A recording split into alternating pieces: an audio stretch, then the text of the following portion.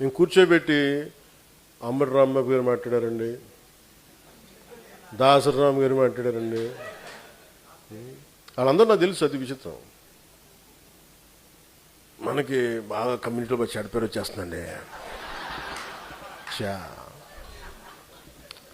కలనీరు కమ్యూనిటీలోనే బాగానే కొంచెం చెడగా అనుకున్నాను.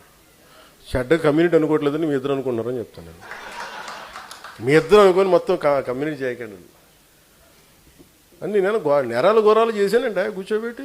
ఎదురు పాత టీవీలో నేరాలు ఘోరాలు అని చెప్పి ఆ రోజు రాత్రి ఏం జరిగిందంటే అలాగే చెప్పాం కదా. వీళ్ళందరూ కూర్చోబెట్టి ఇంక చాలు కూర్చొని విన్నాం. కూర్చోబెట్టి ఇప్పుడు విశ్లేషకులు నిన్న చెప్తున్నారు, మా ప్రాంతానికి అవమానం జరిగిపోయింది ఆయన అంటే మీరు తిట్టినప్పుడు మా ప్రాంతాలకు అవమానాలు జరగవమ్మా అంటే మీరు ఇష్టానికి మాట్లాడేస్తేనేమో మేము భరించాలి అలా మౌనంగా.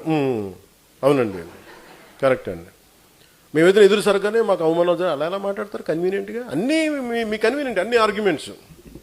కులాలు మీ కన్వీనియంట్, మతాలు మీ కన్వీనియంట్, ప్రాంతాలు మీ కన్వీనియంట్. మేము కూర్చోబెట్టి మౌనంగా మేము కూర్చోవాలి ఆధిపత్య పోరులో. చాలు ఆ రోజులు అయిపోయినాయి. మీరు ఏం చేసుకుంటారో నన్ను చేసుకుని నేను రెడీగా ఉన్నాను అన్నిటికీ. నాకేం కోరికలు లేవు. ఇంకా మేము అందరూ నన్ను తిట్టే వాళ్ళకి కోరికలు ఉన్నాయి, చాలా కోరికలు ఉన్నాయి. ఏదో అవ్వాలని, నాకు ఏది అవ్వాలని కోరిక లేదు. దేశం ముందుకెళ్ళాలని కోరిక తప్ప. చూద్దాం ఎవరు గెలుస్తారో చూద్దాం.